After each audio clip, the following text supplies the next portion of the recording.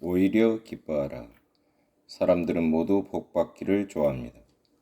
그런데 일상적으로 사람들이 생각하며 좋아하는 복은 모두 일상적으로 먹고 살아가는 복입니다. 현실적이고 현세적인 복입니다. 하지만 산상수훈에서 언급된 8가지의 복은 아주 근본적인 복을 의미합니다. 그것은 쉽게 사라지는 복이 아니라 영원한 복입니다. 그래서 이 복을 가리켜서 궁극적인 복이라고 말합니다. 이 복이 진정한 복입니다. 궁극적인 복. 산상수훈에서 말씀하시는 복 중에 3가지는 자기 자신에 대한 복으로 마음의 복입니다. 마음이 가난한 자는 복이 있다. 애통하는 자는 복이 있다. 마음이 온유한 자는 복이 있다고 말씀하셨는데 이것은 모두 나 자신에 관한 복이고 마음에 임하는 복입니다. 이러한 복들은 모두 마음에 기쁨을 줍니다. 그리고 4번째부터 7번째까지는 이웃과의 관계 속에서 임하는 복을 말씀하고 있습니다. 의에 줄이고 목마른 자, 긍휼히 여기는 자, 마음이 청결한 자, 화평케 하는 자는 복이 있다고 주님은 말씀하셨습니다. 이 4가지는 모두 이웃과의 관계 속에서 이루고 누려야 할 복입니다. 우리 그리스도인에게 삶의 원리가 하나 있다면 그것은 바로 더불어 사는 것입니다. 이것은 그리스도인뿐 아니라 누구에게나 마찬가지입니다. 누구나 함께 살고 더불어 사는 삶이 복입니다. 단지 우리 그리스도인은 이 점에 더 강해야 한다는 것입니다. 나 혼자서 살아가는 삶이 아니고 더불어 살아가는 것이 그리스도인의 삶의 원리입니다. 더불어 사는 삶, 이것은 가장 성숙한 그리스도인의 삶입니다. 그리스도인에게 있어서 이기적인 생각은 가장 좋지 않은 신앙의 독이라고 할 수 있습니다. 하나님이 가장 싫어하시는 삶의 태도가 바로 이기주의적이고 개인주의적인 삶입니다. 산상수훈에서 마지막으로 언급된 8번째 복은 하나님을 향한 복입니다. 나를 인하여 너희를 욕하고 핍박하고 거짓으로 너희를 거스려 모든 악한 말을 할 때에는 너희에게 복이 있나니 라고 했습니다. 지금까지 말한 8가지 복 가운데 마지막 8번째 복이 가장 받기 어렵고 실천하기 힘든 복입니다. 여기서는 아주 강한 희생을 요구하고 있고 피 흘림을 요구하고 있습니다. 개척자의 삶. 사람들은 신앙생활을 통해서 복받고 평안하고 형통하기를 원합니다. 신앙이 지극히 편안한 삶을 보장해 줄 거라고 믿고 일이 잘 되기를 기원합니다. 사람들은 평안하고 형통하게 살아가는 것을 복이라고 믿습니다. 물론 그것도 복입니다. 우리들이 예수를 믿으면 분명히 그런 복이 주어집니다. 그리고 그리스도인들은 하나님께로부터 오는 복을 받고 사는 것이 당연합니다. 복은 하나님이 자녀에게 주시기로 약속하신 것입니다. 그러므로 성도라면 마땅히 마음의 평안함이 주어지고 생활의 안정이 주어지고 하는 일에 번영이 주어지고 몸의 건강이 주어지는 복을 받아야 합니다. 그런데 정작 예수를 믿는다고 해서 그렇게 평안함만 주어지지는 않습니다. 안녕과 번영만 주어지는 것도 아닙니다. 신앙인들이 일상생활에 임하는 그런 복만 갈구한다면 유아적 신앙인일 수밖에 없습니다. 때때로 예수님 때문에 고난도 주어지고 핍박도 주어지고 불이익도 주어질 때가 있습니다. 그리스도인은 이 같은 경우도 늘 생각하면서 살아가야 합니다.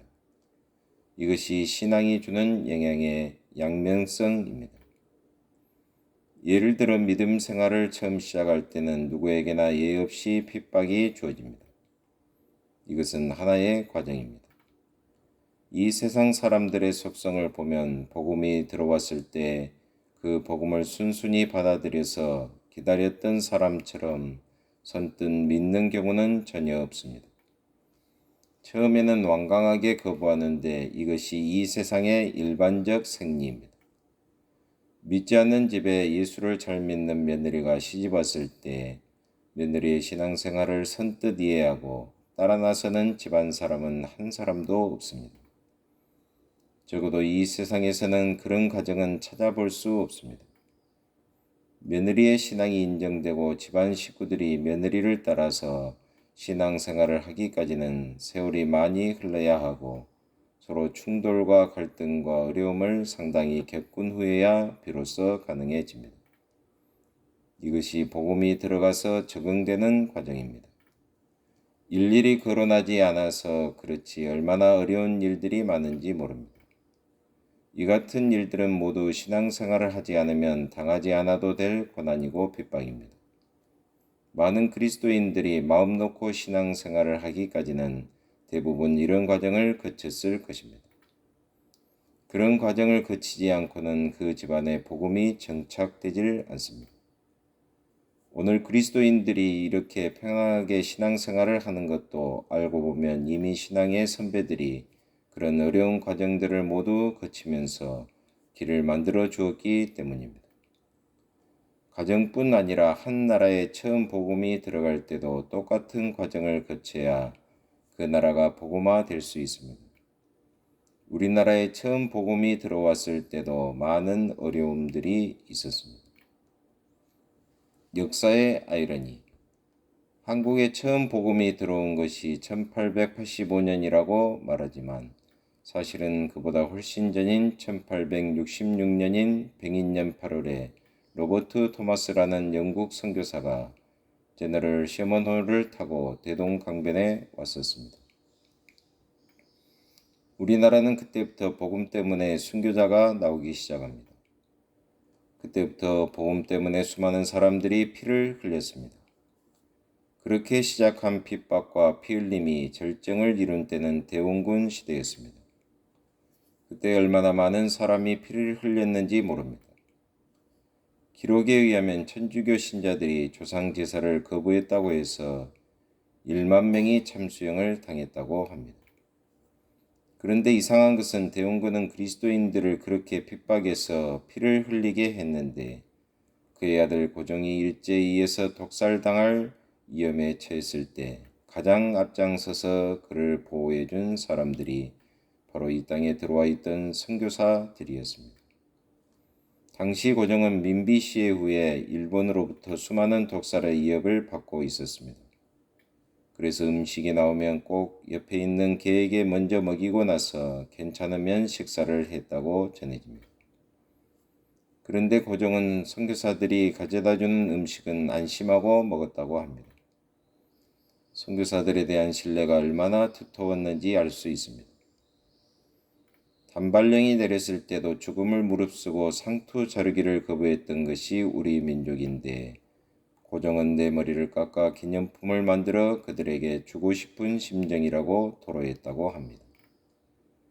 선교사들에 대한 고종의 고마운 마음이 이렇게 표현된 것입니다. 실로 아이러니한 일이 아닐 수 없습니다. 아버지는 그리스도인들을 잔인하게 핍박했는데 그의 아들은 그리스도인들로부터 보호를 받았습니다. 복음이 처음 들어올 때는 모두 고난의 과정들을 거치게 됩니다. 오늘 우리들이 이렇게 편안하게 신앙생활을 하게 된 것도 오래전에 이미 이런 피 흘림의 고통을 당하고 핍박을 받았던 사람들이 있었기 때문입니다. 그분들이 순환과 고난을 겪으며 복음의 길을 닦아 놓았기 때문에 오늘날 우리들이 이렇게 평안하게 신앙생활을 할 수 있는 것입니다. 로마는 마지막에는 기독교 국가가 되었지만 기독교 국가가 되기까지는 얼마나 많은 사람들이 피를 흘렸는지 모릅니다. 그리스도인들이 땅굴을 파서 지하로 들어가 살고 동굴 무덤을 피신처로 삼아 시체가 놓여 있는 곳에서 예배를 드렸습니다. 그러면서 그들은 그 시대를 신앙으로 이기며 살았습니다.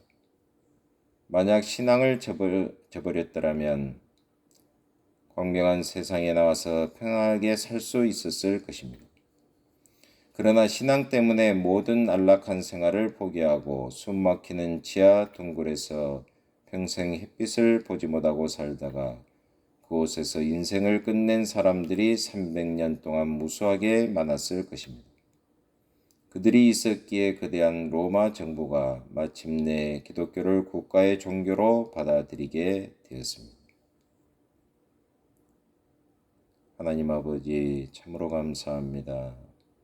오늘도 저희들 가운데 신앙의 발전이 있게 하여 주시고 핍박받는 것도 두려워하지 않는 그러한 정말 하나님 앞에 신실한 믿음의 소유자들이 다 되게 하여 주옵소서. 예수 그리스도의 이름으로 기도하옵나이다. 아멘.